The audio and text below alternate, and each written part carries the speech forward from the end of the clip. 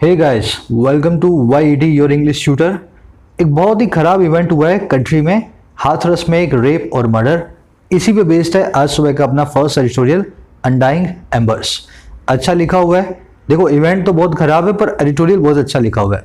आज आप जो मेरे साथ सीखेंगे, ग्रामर, वोकैबुलरी और कॉम्प्रिहेंशन, तीनों को मैं एक साथ लेके चलता हूँ, आपको मालूम है। तो जो भी आप मेरे साथ सीखेंगे ना, उसको इस क्विज पे आपको करना है अप्लाई। अच्छे लेवल का क्विज है, हर रोज की तरह। फर्स्ट क्वेश्चन बेस्ड है आरसी पे। इसमें 4 स्टेटमेंट में से ट्रू स्टेटमेंट को आपको ढूंढना है। इसको पहले ही पढ़ लें, है ना, पहले ही पढ़ें इसको। सेकंड क्वेश्चन बेस्ड है ग्रामर पे। इसमें से जो स्टेटमेंट ग्रामेटिकली और कंटेक्चुअली सही है उसको आपको मार्क करना है ना। पहले ही पढ़ें इसको ताकि ड्यूरिंग द सेशन आप इसको मेरे साथ सॉल्व कर पाए। शुरू करेंगे, चलिए आइए कुछ नया सीखते हैं।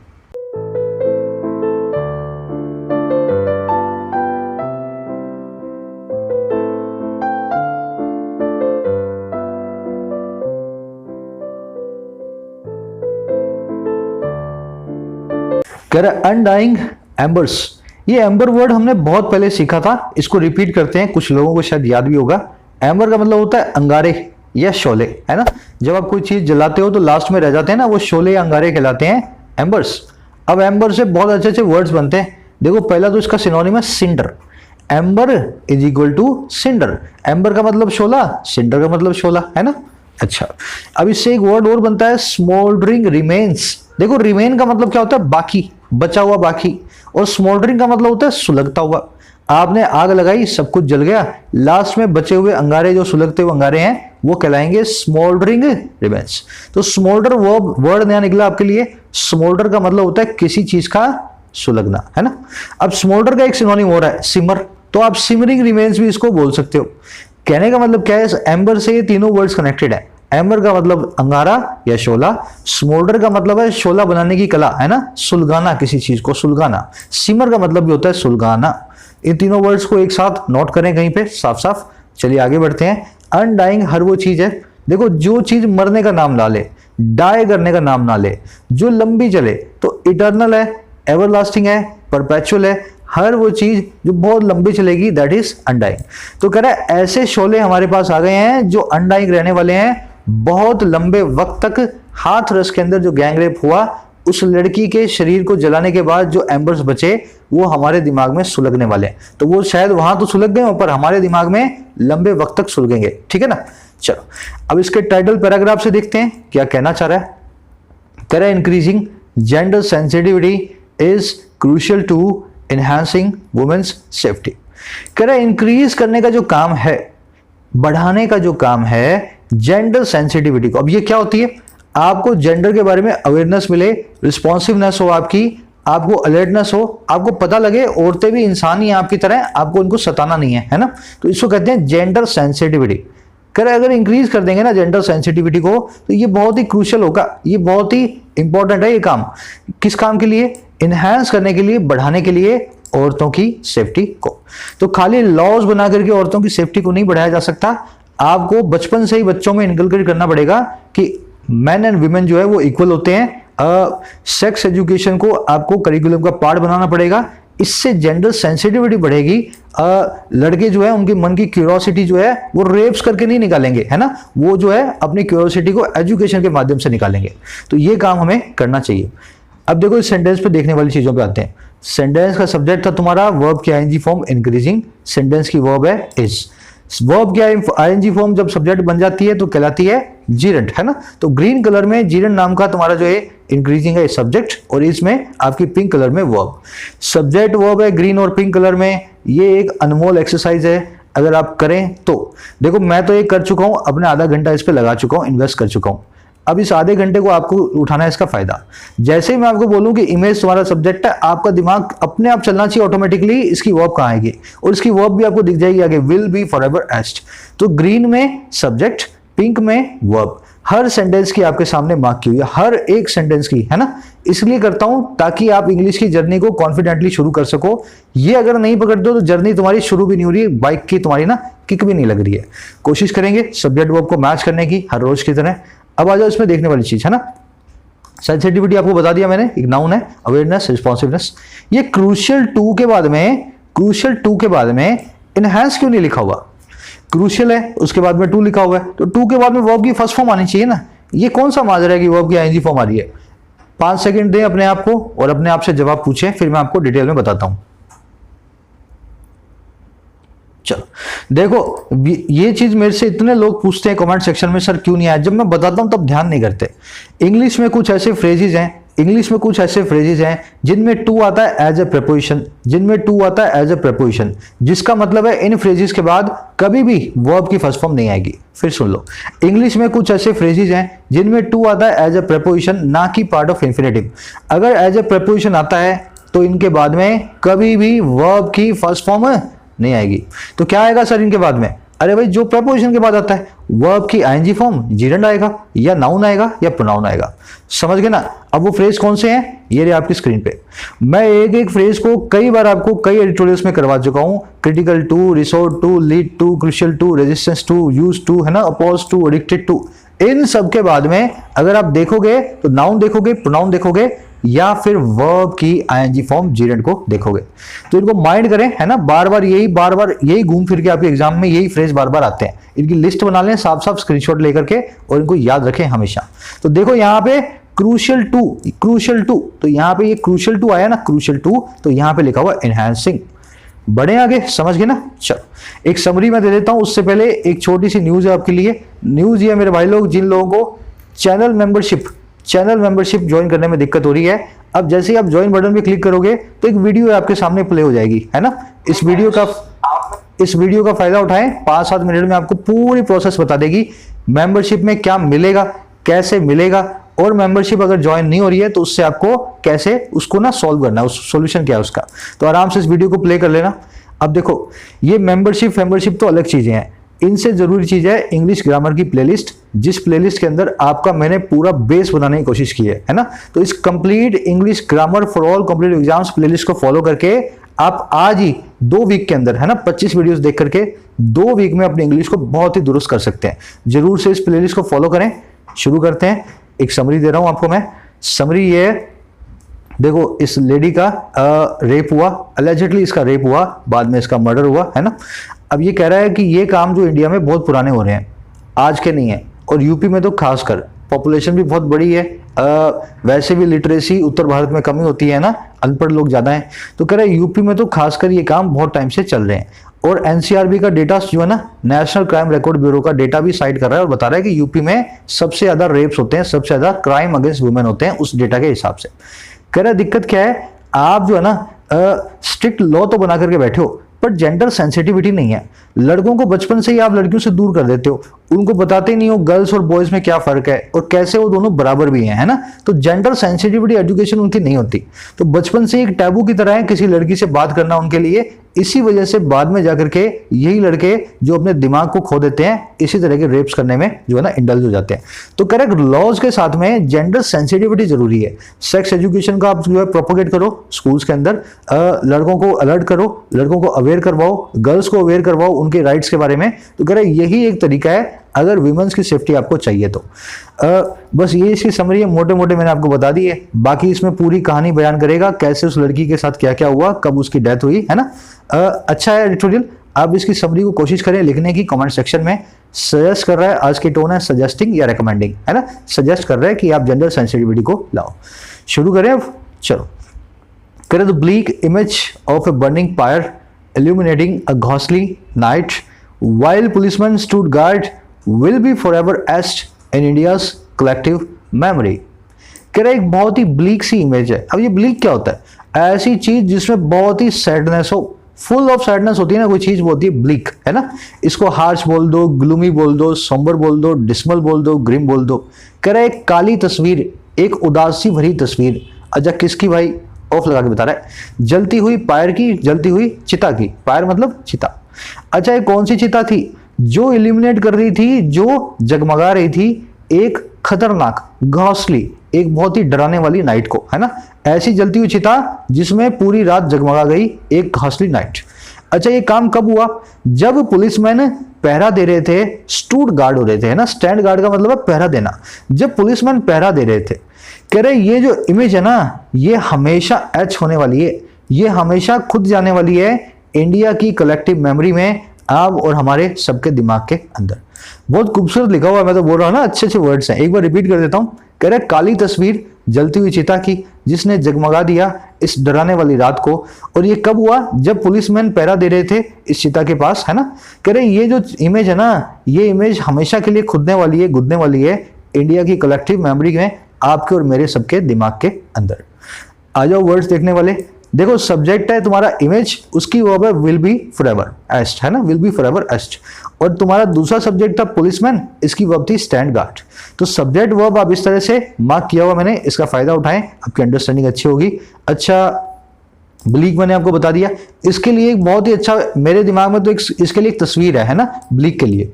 जब शाम के वक्त 7 बजे 8 बजे जब अंधेरा हो रहा होता है और बारिश भी आ रही हो, काले बादल हो, उस वक्त आप अपने घर की खिड़की से देखो बाहर, आपको कुछ भी ना दिखे, है ना, सब लोग जो है घरों में अपने, आप आसमान की तरफ देखो, काला आसमान। तो ये है ना, ये एक आइडियल पिक्चर है ब्लीक की। ब्लीक इमेज यही होती है ना, एकदम उदासी भरी, एकदम जो है सब चीजें जो है सैडनेस में डूबी हुई हैं, ब्लीक। पायर बता दिया मैंने आपको, ये वर्ड कई डिक्शनरीज में आपको नहीं मिलेगा, इंडियन वर्ड है चिता, है ना। इल्यूमिनेट मतलब जगाना, ये प्रेजेंट पार्टिसिपल है पायर के लिए। घासली मतलब घोष से रिलेटेड हो ना, मतलब डराने वाली हो, घोष मतलब भूत, तो घासली मतलब भूतिया, फ्राइटनिंग हो, हॉरिफाइंग हो, मैकैब्र हो। ये नया वर्ड है आपके लिए भूतिया के लिए, आप इसको नोट करें, भूतिया चीज को बोलते हैं ना, मैकैब्र। चलो आगे बढ़े। स्टैंड गार्ड का मतलब है पहरा देना, आप स्टैंड हो जाए गार्ड बनके, आप स्टैंड हो जाए पहरेदार बनके। तो एक वर्ब है, एक फ्रेज है स्टैंड गार्ड, पहरा देना।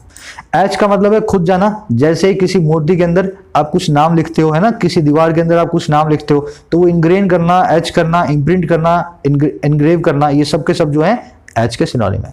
वोकैबुलरी थोड़ी सी हैवी आज की है ना। कह रहे 19 year old Dalit girl who had been allegedly raped and assaulted at Hathras village in Uttar Pradesh on September 14 succumbed to her injuries on September 29। कह रहे एक 19 साल की दलित गर्ल, एक 19 साल की दलित जाति से बिलोंग करने वाली लड़की जिसको कथित तौर पे रेप किया गया था, had been allegedly raped, passive voice है।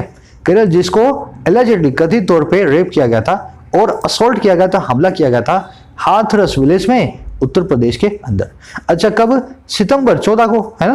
कह रहे ये जो गर्ल है ना, ये सकम टू हो गई, ये गर्ल मर गई अपनी इंजरी के कारण, सितंबर 29 को उनकी भेंट चढ़ गई। समझ गए सेंटेंस को? इस गर्ल की 3 वर्ब्स हैं। पहली देखो, इस गर्ल की एक ही वर्ब है, इस हु की 2 वर्ब्स हैं, है ना। हु की पहली वर्ब है had been allegedly raped and assaulted, और गर्ल की वर्ब आई है यहाँ पे सकम टू। सब्जेक्ट वर्ब आप मार्क कर रहे हो तो सिंपली आपको समझ में आ जाएगा। आए अब सेंटेंस के अंदर देखने वाली चीज पे। सकम टू मैंने खबरी पे करवाया था 1 महीना पहले। कितने लोगों को ये याद है? एक बार अपना दिमाग टटोलें, सकम टू कैसे काम करता है। मैं तो दिखा ही रहा हूं आपको, एक बार जिन्होंने सीखा है ना उसको रिवाइज करें। चलो याद आ गया तो अच्छी बात, नहीं आया तो सब लोग सीख सकते हैं। देखो सकम का मतलब होता है भेंट चढ़ जाना, या तो किसी के नखरों की या जो है मौत की। आप भेंट चढ़ते हैं तो मौत की भेंट भी चढ़ सकते हैं ना, या तो किसी के नखरों के सामने हार गए तो आप उसकी भेंट चढ़ गए, या आप जिंदगी के सामने हार गए तो आप मौत की भेंट चढ़ गए। तो भेंट चढ़ जाने के लिए सकम टू नाम के अपने इस फ्रेज को यूज करते हैं।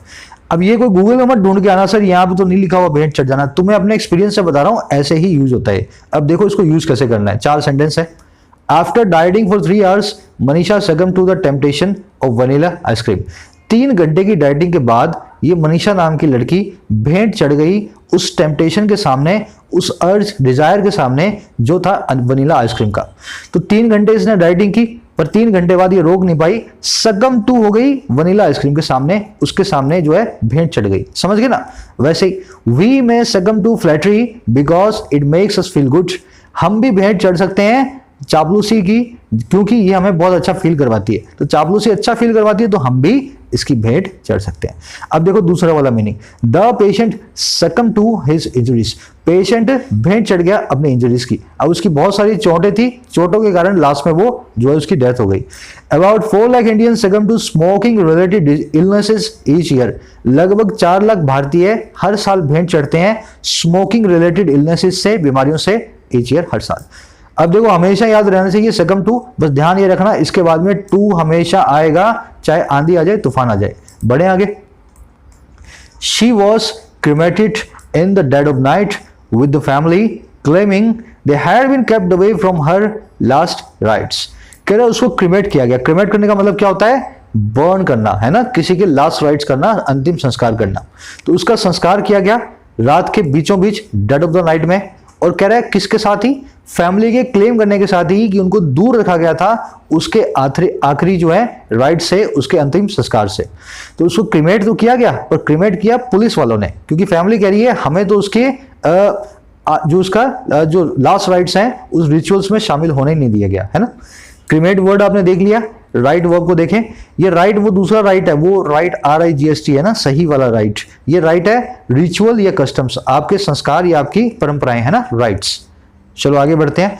Keep away from, keep away from इसका मतलब होता है किसी से दूरी बनाए रखना। Keep away from, keep away from, है ना। This was another unconscionable atrocity committed in UP. करे जो ऊपर वाली घटना थी ना, ये एक और ऐसी एट्रोसिटी है। एट्रोसिटी का मतलब होता है बहुत ही क्रूरता, बहुत ही बार्बेरिज्म, है ना, बहुत ही जो है क्रूएल्टी। कह रहे एक और नई क्रूएल्टी है जिसको कमिट किया गया है उत्तर प्रदेश के अंदर। अब देखो यहाँ पे अनकॉन्शनेबल क्या बता रहा है, ये एडजेक्टिव है। कॉन्शियस होता है आपका, कॉन्शियस होता है जो आपकी अंतरात्मा होती है। अनकॉन्शनेबल होता है जो इसके अंदर अंतरात्मा ना हो, जिसमें सोल ना हो, है ना, आपकी अंतरात्मा से परे हो। तो ये एक दूसरी एक अनदर एक एट्रोसिटी है यूपी में जो कि अंतरात्मा को झकझोर देने वाली है, अनकॉन्शनेबल है। अब एक सिंपल सा आपसे सवाल पूछूंगा, मुझे बता दो कमिटेड के बाद में टू क्यों नहीं आया? आप तो देखते हो ना committed to, committed to, committed to, तो यहाँ पे इन कैसे आ गया कमिटेड के बाद में? जो लोग इसका जवाब दे सकते हैं ना, आप लोग सही रास्ते पे हैं, और जो नहीं दे रहे हैं ना, मैं आपको सही बता रहा हूं, आप रीडिंग नहीं करते हो। एक बार आपके सामने मैं बता देता हूं, ध्यान से समझोगे तो एक बार में समझ में आ जाएगा। आप लोग, कई लोग है ना, बेसिक सेंटेंस स्ट्रक्चर आज भी सीखना नहीं चाह रहे। वो यूं सोचते हैं बस मैं एडिटोरियल पढ़ूंगा और सेंटेंस स्ट्रक्चर जो है ऐसी तैसी करवाने गई। ऐसा नहीं होता, सेंटेंस की स्ट्रक्चर समझो। अगर मैं ऐसा लिखूं, India is committed to ensuring its territorial integrity. ये आजकल राजनाथ सिंह जी बहुत बोलते हैं ये वाला फ्रेज, है ना, India is committed to ensuring its territorial integrity. और दूसरा लिखूं, शी इज या यूं बोल दो, she committed the theft in the house. अब यहां भी कमिटेड है, यहां भी कमिटेड है। यार ये दोनों कमिट अलग अलग हैं। ये कमिट टू का मतलब होता है किसी से वादा कर देना। इंडिया ने वादा कर रखा है एंश्योर करने का टेरिटोरियल कमिट जो है इंटेग्रिटी को, अपनी जमीन का 1 इंच भी चाइना को या किसी भी कंट्री को नहीं देगा, है ना। तो यहाँ पे कमिटेड है इंडिया ने खुद से वादा कर रखा है ना, इंडिया का ये संकल्प है, संकल्प समझे। अब यहाँ पे जो कमिट है ना, इसका मतलब है किसी चीज को अंजाम देना। उसने कमिट किया इस चोरी को घर के अंदर। अब यहाँ पे वादा वादे की बात नहीं हो रही, तो समझ गए ना, कमिट का मतलब होता है किसी चीज को अंजाम देना, किसी चोरी को, किसी गुनाह को। और कमिट का मतलब होता है किसी को वादा करना। तो जब वादा करते हैं तो कमिटेड टू होता है, जब अंजाम दे रहे होते हैं किसी चोरी वोरी को तो आप करते हैं कमिट। तो ये एट्रोसिटी को कमिट किया गया है, इस एट्रोसिटी को वादा नहीं किया गया, इस बुरी घटना को अंजाम दिया गया। तो कमिटेड के बाद में टू नहीं आ रहा। बड़े आगे, the girl was brutally assaulted when she was doing her chores collecting fodders in the fields along with her mother। कह रहे लड़की को बहुत ही बार्बेरिज्म से ब्रूटली, है ना, असॉल्ट किया गया, उसको बहुत मारा गया जब वो कर रही थी अपने रोजमर्रा के काम, अपने डेली चोर्स। चोर का मतलब होता है रूटीन टास्क। और क्या काम थे? कलेक्ट करने का काम, फोडर को, चारे को फील्ड्स के अंदर अपनी माँ के साथ। तो ये जब अपनी माँ के साथ कलेक्टिंग कर रही थी फोडर को, तब उस वक्त इसको असॉल्ट किया गया बहुत बुरी तरीके से, जब ये चोर्स को जो है अपने रूटीन को परफॉर्म कर रही थी, रूटीन जो है टास्क को। अब आते हैं सेंटेंस के अंदर देखने वाली चीजों पे, है ना। गर्ल जो है इसकी वर्ब है असॉल्टेड और शी की वर्ब है वॉज डूइंग। अब जब ये चोर्स कर रही थी ना, उसी वक्त ये कलेक्टिंग फोडर भी कर रही थी। तो कलेक्टिंग यहाँ पे प्रेजेंट पार्टिसिपल साइमल्टेनियस एक्शन है जिसका डमी सब्जेक्ट है, डिफॉल्ट सब्जेक्ट है शी। तो शी की 2 वर्ब्स हैं, पहली वॉज डूइंग, दूसरी प्रेजेंट पार्टिसिपल में कलेक्टिंग। ठीक है ना, 2 काम एक साथ, एक काम को वर्ब के आईएनजी फॉर्म से बताते हैं। फोडर होता है चारा। लालू जी अगर आप बिहार से हैं तो लालू जी का जानते होंगे आप केस, फोडर स्कैम, चारा स्कैम, है ना। फोडर मतलब चारा। कह रहा है her spinal cord was fractured and tongue slashed. उसकी रीढ़ की हड्डी को फ्रैक्चर किया गया और उसकी टंग को, उसकी जीभ को स्लैश किया गया, काटा गया, है ना। तो वॉज यहाँ पे फ्रैक्चर्ड के आगे लगा हुआ है और यही वॉज यहाँ भी स्लैश के आगे लगा हुआ है, हिडन है। हेल्पिंग वर्ब को हमने जो है रिपीट नहीं किया।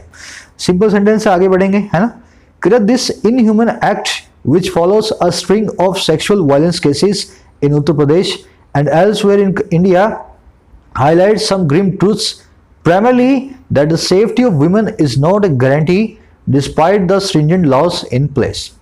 कह रहे ये जो अमानवीय एक्ट है, इनह्यूमन एक्ट है, जो कि फॉलो करता है एक सीरीज को, एक स्ट्रिंग को, एक श्रृंखला को, और किसकी? सेक्सुअल वायलेंस केसेस की, है ना, सेक्स के आधार पे होने वाली हिंसा की केसेस पे। और कहाँ पे? उत्तर प्रदेश में। अच्छा, और कहाँ पे? एल्सवेयर इन इंडिया, हर कहीं इंडिया के अंदर, है ना, दूसरी जगहों पे भी। कह रहे ये जो एक्ट है ना, ये हाईलाइट करता है कुछ ग्रिम ट्रूथ्स को, कुछ बहुत ही खतरनाक सी जो है सच्चाइयों को, खास करके प्राइमरली ये कि जो इंडिया में सेफ्टी है women of India, safety of women in India, वो एक गारंटी नहीं है। इंडिया में औरतों की हिफाजत एक गारंटी नहीं है, बावजूद किस चीज के? डिस्पाइट बहुत ही हार्श, बहुत ही स्ट्रिंजेंट कानूनों के जो इन प्लेस हैं, जो कि अभी अंडर इम्प्लीमेंटेशन है। सिंपल सेंटेंस है ना, रिपीट कर देता हूं एक बार, डरना मत। ये एक्ट जो है, जो फॉलो करता है, जो बाद में आता है, एक श्रृंखला के, एक सीरीज के, जो कि सेक्सुअल वायलेंस केसेस की है उत्तर प्रदेश में और इंडिया में हर कहीं एल्सवेयर। कह रहे ये हाईलाइट करता है, ये एक्ट की वर्ब है हाईलाइट। ये एक्ट जो है हाईलाइट करता है कुछ बहुत ही काली सच्चाइयों को, खास करके ये वाली कि इंडिया में औरतों की हिफाजत एक गारंटी नहीं है, बावजूद बहुत ही कड़े कानूनों के इन प्लेस होने के, अपनी जगह पे इंप्लीमेंट होने के। सेंटेंस में सब्जेक्ट वर्ब पकड़ा, सेंटेंस आपके सामने ढेर। अब आ जाओ इसमें देखने वाली चीजों पे। स्ट्रिंग होता है एक के बाद आने वाली चीजें, है ना, आप इसको सीरीज भी बोल सकते हैं स्ट्रिंग को।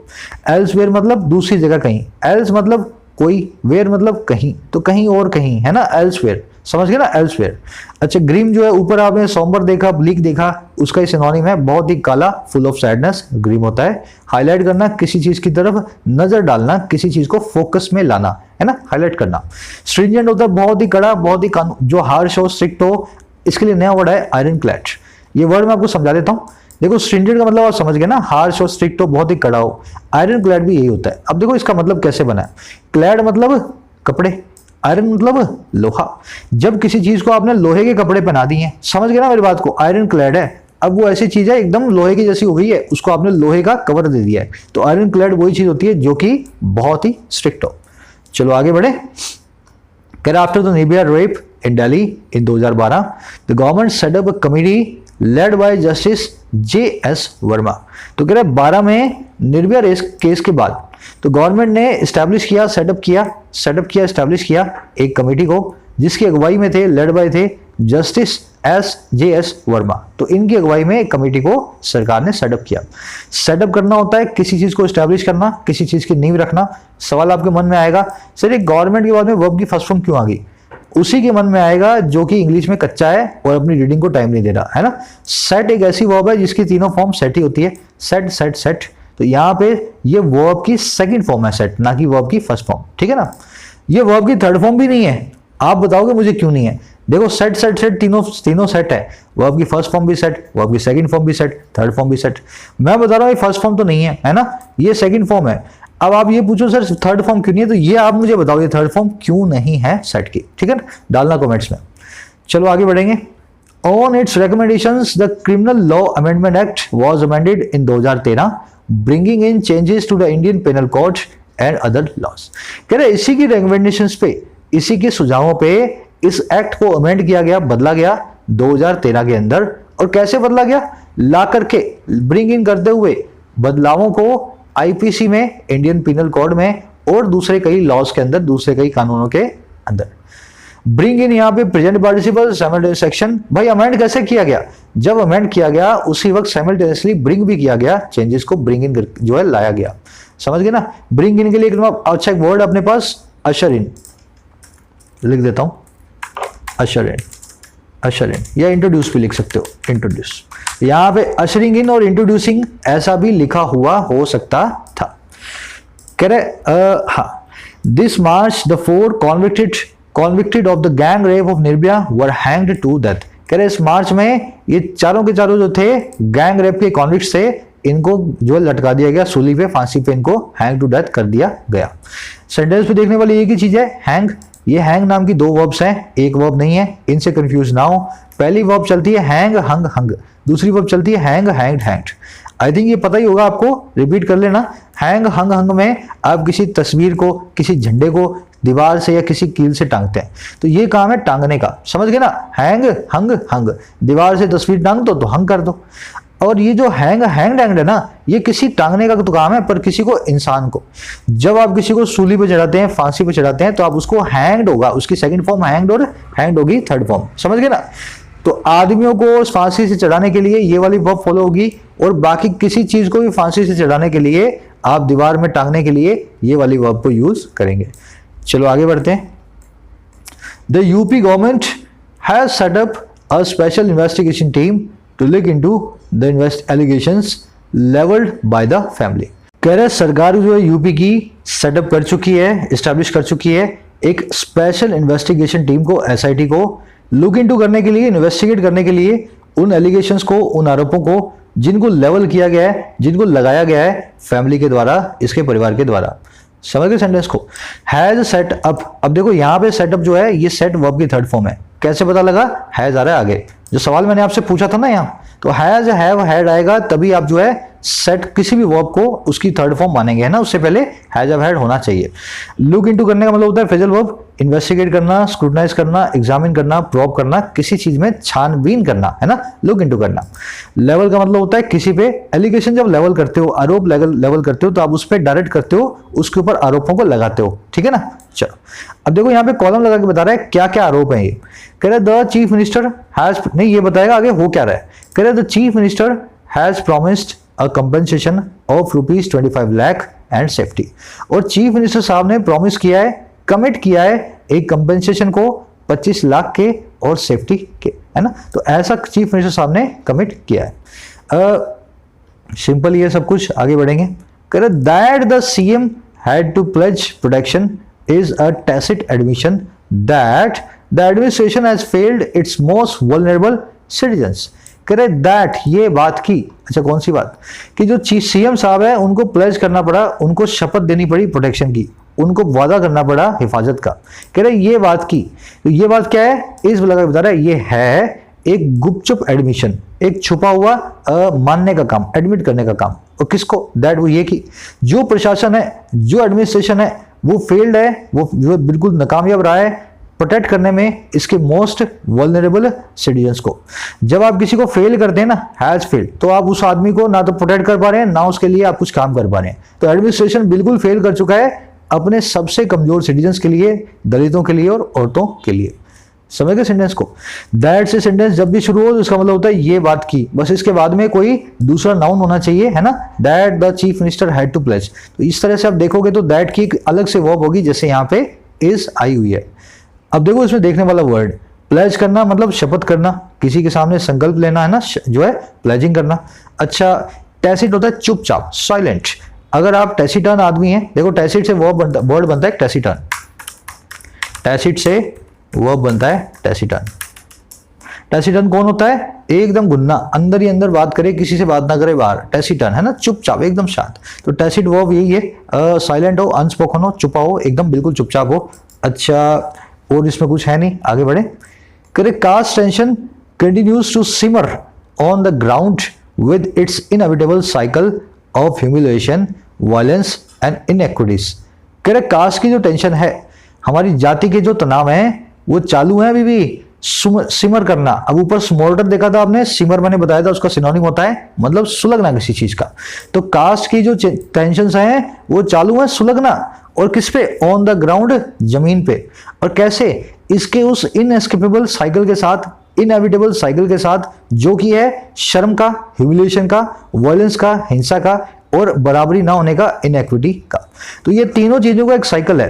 पहले आप किसी को शर्मसार करते हो उसी कास्ट के लिए, फिर आप उसको मारते पीटते हो, फिर लास्ट में वो आपके सामने कुछ कर भी नहीं पाता, इनइक्विटी आ जाती है। तो एक साइकिल सा है, इसके जरिए कास्ट की जो टेंशन है वो हमेशा सुलगती रहती है हमारे ग्राउंड के ऊपर। अब देखो सेंटेंस पे देखने वाली चीजें, कास्ट नाम के वर्ब को नोट करना, इसका मतलब होता है जाति। अगर आपको मैं अभी कंफ्यूज करना हो तो इस कास्ट से कर सकता हूं, ये कास्ट और ये कास्ट अलग अलग है, बहुत काम की चीज है ये, छोटी छोटी चीजें जिनको नजरअंदाज करते हैं लोग। ये कास्ट का मतलब होता है जाति, जिसके पीछे ई लगा हुआ है। ब्राह्मण हो, पंडित हो, जो राजपूत हो, जो भी हो आप, वो आपकी कास्ट है। ये जो कास्ट है, ये वाली कास्ट का मतलब होता है वर्ब, किसी चीज को थ्रो करना। कास्ट अ मैजिक किसी के ऊपर जादू करना, कास्ट अ नेट, जाला फेंकना समंदर के अंदर, है ना, किसी कास्ट सम लाइट, प्रकाश को फेंकना। तो ये वर्ब है, ये नाउन है, दोनों में फर्क करना समझें, ये ई लगा हुआ नाउन होता है ना। चलो सीमर वर्ड को नोट कर लेना, इनएविटेबल रोज आता है, इनएस्केपेबल हो, इमिनेंट हो, जो चीज होके ही मानेगी वो होती है इनएविटेबल, एक एडजेक्टिव है। The girl had been forced to drop out of the school years ago, ये लड़की को फोर्स किया जा चुका है, इसको किया जा चुका था फोर्स कि वो ड्रॉप आउट करे, छोड़ दे स्कूल से कई साल पहले। तो कई साल पहले इसको ड्रॉप आउट के लिए भी मजबूर किया गया था इसी लड़की को, है ना। कर use of sexual violence to oppress lower caste has been on the rise, करे जो इस्तेमाल है सेक्सुअल वायलेंस का, है ना, सेक्सुअल वायलेंस तो समझ गए ना, औरतों के खिलाफ वायलेंस बोलते हैं सेक्सुअल वायलेंस। करे जो इस्तेमाल है औरतों के ऊपर हिंसा का, इसको किया गया है इस्तेमाल को किस लिए, ऑप्रेस करने के लिए, दबाने के लिए लोअर कास्ट को। कह रहे ये हैज बीन रहा है ऑन द राइज, बढ़ता हुआ। जब भी चीज कोई ऑन द राइज होती है, वो राइज हो रही होती है, वो धीरे धीरे ऊपर की तरफ आ रही होती है। तो ये इस्तेमाल जो है बढ़ता जा रहा है लोअर कास्ट को ऑप्रेस करने के लिए सेक्सुअल वायलेंस का। कर on the question of protecting women Uttar Pradesh has slipped terribly, करे सवाल पे, ऑन द क्वेश्चन पे, किस सवाल पे, जो है प्रोटेक्ट करने का विमेन को, हिफाजत करने का औरतों को। कह रहे सवाल पे यूपी जो है ना स्लिप कर गया, वो बहुत ही बुरे से, हैज स्लिप्ड टेरिबली, फिसल गया यूपी इस सवाल पे। जितना पहले यहाँ पे जितने क्राइम होते थे उससे ज्यादा क्राइम आज की डेट में इस सवाल को अगर देखें तो हो रहे हैं। कह रहे the latest national crime records bureau data show that Uttar Pradesh registered the highest number of crimes against women in 2019, accounting for 14.7% of India's total. इस सेंटेंस की मैं सच्चाई आपको बताऊंगा अपने एक्सपीरियंस से, है ना, ऑडिट करता हूं मैं गवर्नमेंट की, तो इस सेंटेंस की सच्चाई मैं आपको बताऊंगा। पहले सेंटेंस समझो। जो सबसे नया, ये जो देखो अपने पास एक रजिस्ट्री है सरकारी, national crime records bureau data. आप किसी के कुछ भी कर दो ना तो इस रजिस्ट्री में आपका नाम आ जाएगा, ठीक है ना। तो ये हर साल पब्लिश होती है, वैसे सरकार इसको 2-3 साल बाद पब्लिश करती है। तो करें जो अभी अभी आई है ना रजिस्ट्री, ये data national crime records bureau का, एनसीआरबी का, ये दिखाता है डेटा कि यूपी ने रजिस्टर किए सबसे ज्यादा क्राइम्स को विमेन के अगेंस्ट 2019 में। और कैसे किया इस काम को, अकाउंट फॉर करते हुए, हिस्सा बनते हुए देश के 14.7% क्राइम्स का। तो देश के सारे क्राइम्स में से 14.7% औरतों के खिलाफ जो हुए हैं खाली यूपी के अंदर हुए हैं। पहले इसमें देख लेते हैं, देखने वाली चीज, account for present participle simultaneous section. जब यूपी रजिस्टर कर रहा था केसेस को तभी यूपी अकाउंट फॉर कर रहा था, हिस्सा बन रहा था 14.7% का दुनिया जो देश भर के। अब अकाउंट फॉर को यूज कैसे करना है ना, हिसाब देना है, हिस्सा बनना। तो कैसे यूज करते हैं देखना, he has to account for his foolishness, उसको हिसाब देना पड़ेगा अपनी बेवकूफी का, है ना। ऐसा नहीं है बेवकूफी करके निकल गया, he has to account for his foolishness. उसी तरीके से मैं यूं बोल सकता हूं, exports account for 72% of overall business. जो निर्यात है वो हिस्सा बनते हैं, हिसाब देते हैं टोटल बिजनेस के 72% का। ये पूरा मैंने आपको छोटा सा सेशन खबरी पे करवाया था, वहीं से सेंटेंस उठा के कॉपी करके लाया हूं। खबरी पे अगर आप मेरे साथ सीख रहे हो तो बहुत अच्छी आपकी वोकैबुलरी ऑलरेडी हो चुकी होगी, है ना। चलो अब देखने वाली चीज क्या थी, इसमें मैं आपको पीछे की बात बताता हूं। एनसीआरबी के अंदर 60% मेरे हिसाब से, जो मैं गुजरात में देख चुका हूं, राजस्थान में देख चुका हूं, 60% क्राइम जो है नहीं आते।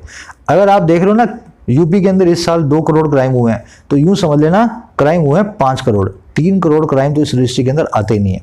अब यूपी के अंदर सबसे ज्यादा इसलिए आ रहे हैं क्योंकि पिछले 1-2 साल से जब से ये योगी की सरकार आई है तो थोड़ा ये एफआईआर को लिखने के लिए थोड़े से एफर्ट्स डलवा रहे हैं कि एफआईआर लिखी जाए। इस वजह से यूपी सबसे ऊपर आ गया क्राइम्स के अंदर, है ना, क्योंकि अब एफआईआर को लिखने पे अभी भी वहां काम चल रहा है। हालांकि अभी भी एफआईआर स्मूथ नहीं है वहां पे, पर पहले से थोड़ी सी बेहतर है। इस वजह से क्राइम ज्यादा यूपी दिखा रहा है ना। क्राइम तो बहुत पहले से हो रहे हैं और होते ही आ रहे हैं यूपी में खासकर। Fast tracking the investigation and ensuring justice is the least authorities can do। कह रहे जो फास्ट ट्रैक करने का काम है, इन्वेस्टिगेशन को, तहकीकात को फटाफट करवाने का जो काम है, और इंश्योर करने का काम है जस्टिस को, न्याय को, यही है कम से कम द लीस्ट जो अथॉरिटीज कर सकती हैं, ठीक है ना। तो कम से कम ये तो कर दो, इंश्योर कर दो जस्टिस को, और फटाफट इन्वेस्टिगेशन कराओ। 1 महीने में रेप के क्राइम की जो है पूरी इन्वेस्टिगेशन हो जाए, पूरी की पूरी उसको सजा वजा जो देनी है 1 महीने में पूरी हो जाए। तो कह रहे ये काम तो कम से कम अथॉरिटीज कर ही सकती हैं।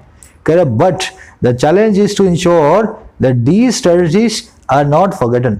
चैलेंज हमारे पास यही है कि इंश्योर करें कि ये ट्रेजेडीज जो हैं ये फॉरगॉटन नहीं होती हैं, इनको हम भुलाते नहीं हैं, है ना। 10 दिन बाद 20 दिन बाद हम ही लोग भूल जाते हैं, फिर हम जो है भूल जाने के बाद इन्हीं नेताओं को फिर से वोट डाल देते हैं। तो हमारे पास चैलेंज यही है कि इनको भूले नहीं, बदला लें इनका, हमेशा दिमाग में इनको सुलगाए रखें। ठीक है। Together with increasing gender sensitivity, the UP government and other state governments must use the law to enhance women's safety. कह रहे साथ में ही, टुगेदर विद, अच्छा किसके साथ में भाई? इंक्रीज करने के जेंडर की सेंसिटिविटी को। ये मैंने आपको बताया था, सेक्स एजुकेशन और जो है अवेयरनेस, कह रहे इन चीजों को करने के साथ ही, है ना, टुगेदर विद। जो यूपी गवर्नमेंट है और जो दूसरी स्टेट गवर्नमेंट्स हैं उनको यूज करना चाहिए लॉ को इन्हांस करने के लिए, वुमेन की सेफ्टी के लिए। तो खाली कानून मत बनाओ, जेंडर सेंसिटिविटी को लाओ, लड़कों को पूरी एजुकेशन मिले, लड़कियों को पूरी एजुकेशन मिले, क्या होता है सेक्सुअल क्राइम्स क्या होते हैं, है ना। तो कह रहे ये बहुत जरूरी है, दोनों काम एक साथ करोगे तभी सेफ्टी को आप जो है महफूज कर सकते हैं। कह रहे else those एम्बर्स on a solid night may not be the last ones। कह रहा नहीं तो ये जो सुलगते हुए शोले हैं, है ना, एम्बर्स हैं, ये जो शोले थे उस सॉलिड नाइट पे, उस बहुत ही खराब रात पे, शर्मनाक रात पे, कह रहा ये नहीं होंगे लास्ट वंस, सबसे लास्ट वाले, है ना।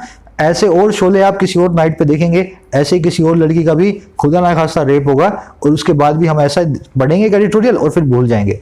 तो कह रहे भूलना नहीं है, नहीं तो फिर से ये काम फिर कुछ दिनों बाद हो जाएगा। सॉलिड वर्ड को नोट करना, शेमफुल, डर्टी, बहुत ही खराब, शर्मनाक, सॉलिड होता है ना। आ जाओ अपने आज के एडिटोरियल पे। मैं एक चीज देख लेता हूँ, यहाँ पे मुझे शायद एक गलती दिख रही थी, पता नहीं कहाँ है। मैंने पहले एडिटोरियल पढ़ते टाइम नोट की थी, मैंने कहा तो बताऊंगा वो, है ना। चलो अभी देख लूंगा, मैं कमेंट में डाल दूंगा अगर मुझे याद आई तो। अभी आपका आज का अपना क्विज कर लेते हैं, है ना। फर्स्ट क्वेश्चन है आपका, 4 स्टेटमेंट्स है, इसको एक क्वेश्चन ना माने, ये 4 क्वेश्चन है, आपको चारों स्टेटमेंट को आपको परखना है कौन सी सही है कौन सी गलत है। तो पहली स्टेटमेंट को देखते हैं। The justice JS Verma committee recommended amendments to the Indian civil service rules for safeguarding the women against gender crimes. सच्ची सच्ची बातें लिखी हैं सारी की सारी।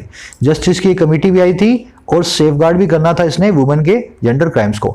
इसने रिकमेंड भी किया था अमेंडमेंट्स को, पर मेरे भाई रिकमेंड किस में किया था? इंडियन सिविल सर्विस रूल्स में नहीं किया था। ये रूल्स होते हैं IAS IPS के, ये रूल्स होते हैं IAS IPS के। जब UPSC पास कर लेते हो तो उन रूल्स में थोड़ा रिकमेंड किया था इसने किया था इंडियन पिनल कोड में और इंडियन क्रिमिनल लॉज के अंदर आप जो है अमेंडमेंट लेकर के आओ। तो ये रूल्स मैंने जानबूझ के गलत डाले हैं, आपको इन रूल्स को देखते ही समझ जाना है कि ये सेंटेंस गलत है, ठीक है ना। तो इंडियन सिविल सर्विस रूल्स में नहीं किया था। अगला देखो, the safety assured by the UP CM is a testimonial to the exemplary administration of the state. अब ये सेंटेंस थोड़ा सा ट्रिकी है क्योंकि इसमें वर्ड्स मैंने यूज किए हैं। एग्जाम्पलरी का मतलब होता है मिसाल के तौर पे। तो कह रहे जो सेफ्टी अश्योर की गई है ना, जो सेफ्टी को दिया गया है, अश्योर पक्का भरोसा दिलाया गया है यूपी CM के द्वारा, वो एक टेस्टिमोनियल है, एक जो है गवाह है अपने आप में उस मिसाल वाले एडमिनिस्ट्रेशन का जो ये स्टेट का है। बिल्कुल उल्टी बात है।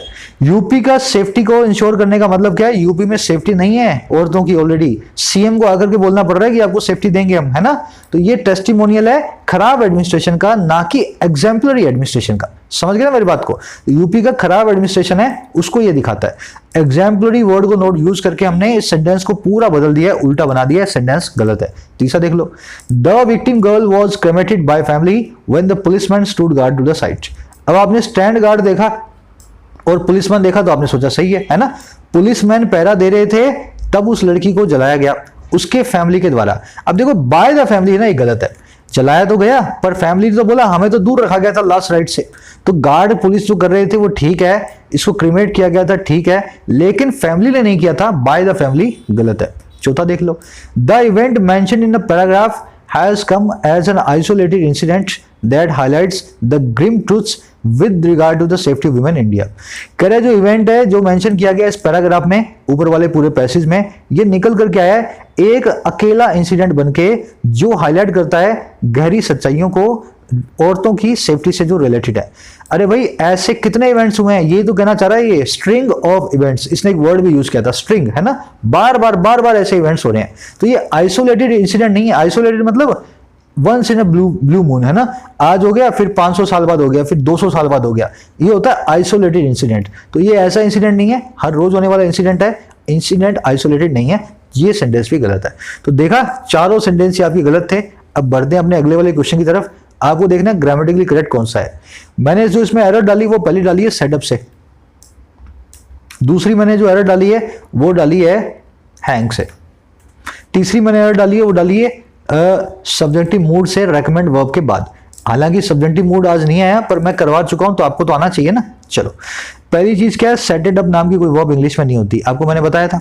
तो सेटअप सही होगा, सेटेड अप तो बिल्कुल गलत होगा। तो फर्स्ट सेंटेंस तुम्हारा गलत है सेटेड अप की वजह से, है ना। सेकंड सेंटेंस में आ जाओ। रिकमेंड एक प्रेजेंट पार्ट जो है, प्रेजेंट सब्जेक्टिव मूड को ट्रिगर करने वाली वर्ब है। इसके बाद में हमेशा बेयर इंफिनिटिव आएगा, है ना। रिकमेंडेड, उसने क्या रिकमेंड किया कि गैंग रेप के विक्टिम जो है उनको हैंग किया जाए, ठीक है ना। अब ध्यान से देखो, आप यहां पे बोल रहे हो गैंग रेप विक्टिम्स हैंग्ड, उसने रिकमेंड किया कि गैंग रेप के विक्टिम्स जो हैं हैंग किए जाए। ये वर्ब की थर्ड फॉर्म रेकमेंड के बाद आएगी क्या? प्रेजेंट सब्जेक्टिव मूड में वर्ब की फर्स्ट फॉर्म यूज होती है, आप वर्ब की थर्ड फॉर्म यूज नहीं करते हैं। एक तो वैसे गलत है, दूसरा विक्टिम किसी को हैंग करेंगे क्या? देखो, कॉन्विक्ट किसी को हैंग करेंगे क्या? आपने रेप किया और आप भी उसको फांसी देके आ रहे हो जिसका आपने रेप कर दिया। समझ रहे मेरी बात को? कमिटी कह रही है कि उस कॉन्विक्ट को हैंग किया जाए। यहां पे पैसिव वॉइस की जरूरत है, ना कि एक्टिव वॉइस की। समझ रहे होंगे आई थिंक। तो ये हैंग यहां पे गलत है, सब्जेक्टिव मूड भी ट्रिगर नहीं हो रहा और पैसिव वॉइस भी ट्रिगर नहीं हो रहा। अब इन दोनों को देख लेते हैं, लास्ट वालों को। सेटअप है, बिल्कुल सही है, ठीक है ना। हैंग्ड लिखा हुआ है, ये भी बिल्कुल सही है ना। वर्ब की फर्स्ट फॉर्म यहां भी आ रही है, वर्ब की फर्स्ट फॉर्म आ रही है, यहां भी ठीक है। अब मुझे बताओ दोनों में से कौन सा सही होगा, कॉन्विक्ट्स बी हैंग्ड या कॉन्विक्ट्स हैंग देमसेल्व्स? अगर आप देखो तो ग्रामर के हिसाब से दोनों सही है ना। वर्ब की फर्स्ट फॉर्म आ रही है, प्रेजेंट सब्जेक्टिव मूड आ रहा है ना। ध्यान से देखोगे तो फर्स्ट वाला, ये थर्ड वाला सही है, ये वाला गलत है। क्या कॉन्विक्ट्स खुद को हैंग करेंगे? क्या कॉन्विक्ट्स अपने घर पे अपने पंखे पे लटक करके फांसी लगा लेंगे खुद को? ये ऐसा कमेटी ने बोला? भाई कमेटी कह रही है कि जो भी कॉन्विक्ट हो वो अपने घर पे पंखे से लटक जाए और अपने आप को हैंग कर ले। तो ये ग्रामेटिकली सही है, बट कंटेक्चुअली सही नहीं है ना। अपने मीनिंग के हिसाब से ये सही नहीं जाएगा। तो आपको बी हैंग जो है बिल्कुल ठीक है, passive voice present subjective mood की, आपका ये है सही सेंटेंस। सी को मैं मार्क कर रहा हूं, that is your answer, that is your answer. I hope you like this video. इसी तरह से डिजाइन किया, पूरी टॉनिक मिल जाए आपको। अगर फोकस से देख रहे हो तो मिल भी रही होगी। एक शेयर देना इन वीडियोस को। मुलाकात लूंगा शाम को 1 मिनट के ग्रामर रूल के साथ। Signing out.